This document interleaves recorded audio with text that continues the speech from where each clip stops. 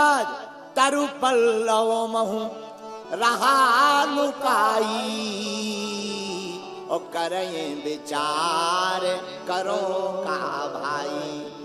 हनुमान जी महाराज लंका में पेड़ के पीछे छिपे बैठे हैं, और यहाँ पर कथा वक्ता भी बैठे।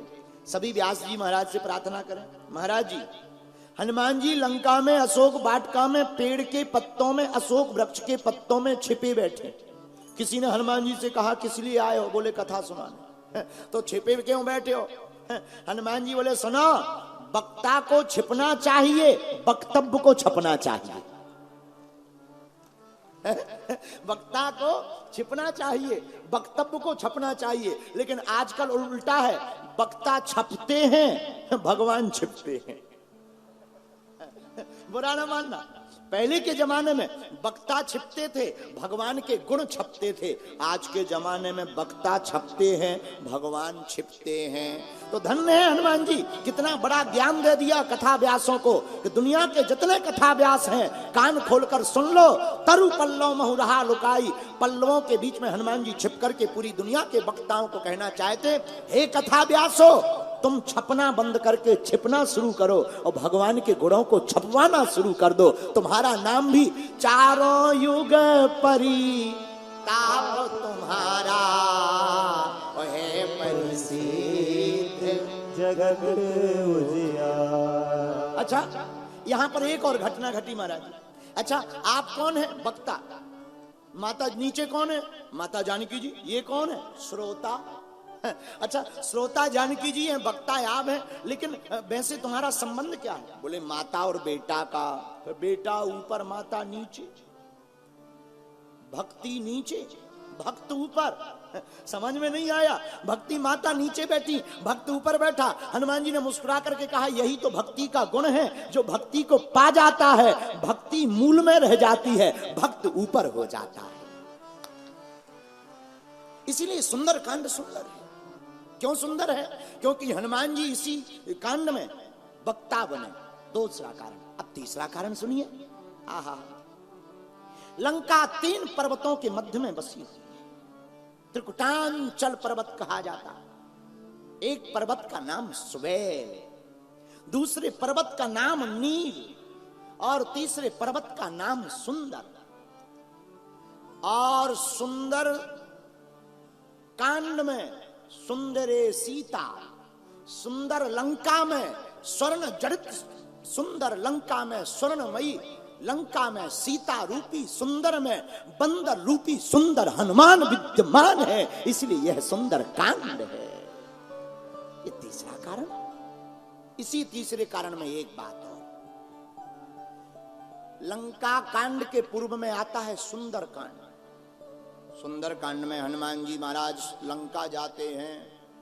एक बात और, सुंदर कांड इसलिए सुंदर है, पूरी दुनिया को इसी कांड ने बताया है तो भगवान का एक भक्त ही आग लगाने के लिए काफी है।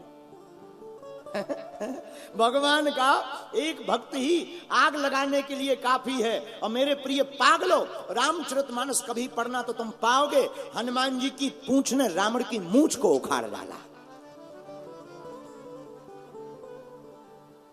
जब रावण ने आग लगवाई, तेल बोर पट बांध पुनि पावक देहु लगाए, आग लगा दी जाए, तो राक्षस भी कम नहीं थे।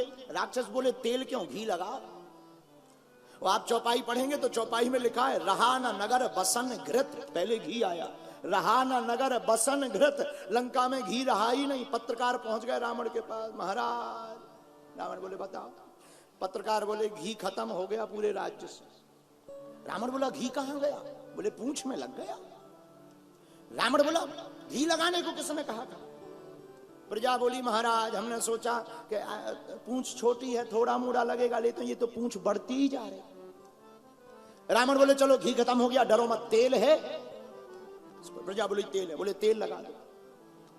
आप चौपाई पढ़ें तो चौपाई में आया रहा न नगर बसन घृत तेला, बाड़ी पूंछ कीन कपि खेला। रावण की बात सुनकर के सेना प्रजा तेल लेकर पहुंची। हनुमान जी से हाथ जोड़ के बोली घी नहीं है, तेल बचा। हनुमान जी बोले जिसकी जैसी श्रद्धा वही ले आओ। तुम्हारी तेल की श्रद्धा है, तेल ले आओ। हनुमान जी की पूंछ में आग लगी और मेरे प्रिय पागलों, सुंदर कांड सुंदर इसीलिए है कि हनुमान जी की पूंछ ने इतने बलवान प्रतापी राजा रावण के सामने राम जी के प्रताप का उल्लेख करके उस रावण की मूंछ में आग लगा मारी। परम संत श्री भट्टाचार्य जी महाराज, जिनको हम बहुत मानते हैं, उन्होंने अपनी ग्रंथ में लेखन किया। श्री भट्टाचार्य महाराज जी कहते हैं कि जब हनुमान जी की पूंछ में आग लग गई तो रावण पूंछ में आग देखकर सोच रहा था कि अब बंदर उछलेगा।